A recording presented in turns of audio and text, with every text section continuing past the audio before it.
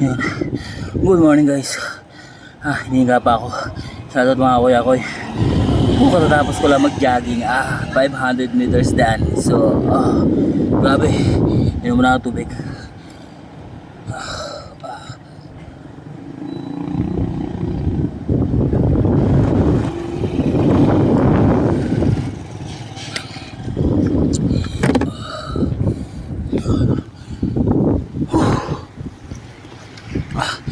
Grabe yun, hirap huminga. Ayun, pawis na pawis tayo. Nakuha natin yung aim natin na gumaan pakiramdam dahil medyo bumigat tayo. So ayan, uwi na tayo. Mainit na, inabot na tayo ng sikat ng araw. Nag-start ako 7, ngayon 8 na.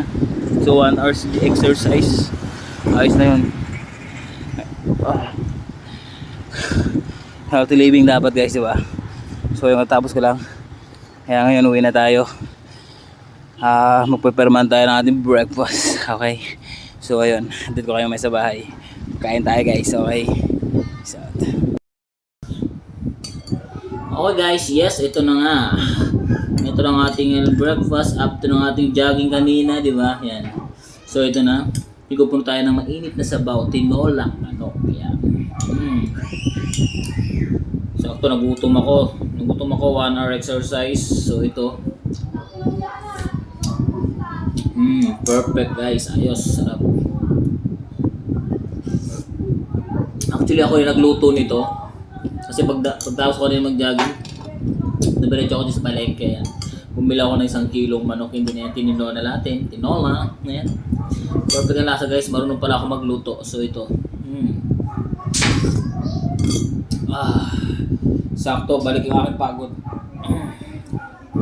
Perfect. Higupin at ulam mamaya. Siyempre hindi pa naman tayo gutom. Medyo higup muna tayo na sabaw pampainit. Ang pagana, di ba?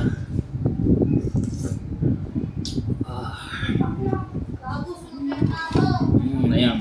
Medyo maingay guys yung aking neighbor, mga kapitbahay ko. May miyak na bata, mayroong mga tambay sa labas. Kaya yan. Ginaan ito manok. Yun, may nayak na bata.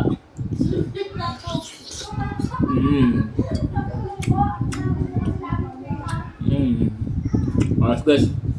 Kain tayo guys. Kain na po. Lunch time na sa inyo dyan. Yan, malapit na. Mag-12 na pala, no?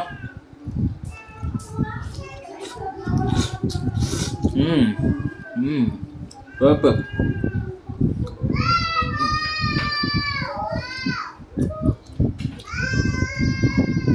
Ayos.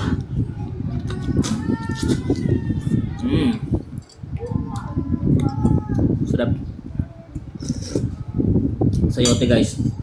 Sayote na may sili. Hindi na masyadong angang, sakto lang. Perfect. Ayos. After exercise, kain ng sabaw para balik yung lakas, di ba? Okay, so yun lang guys. Thank you for watching. Peace out.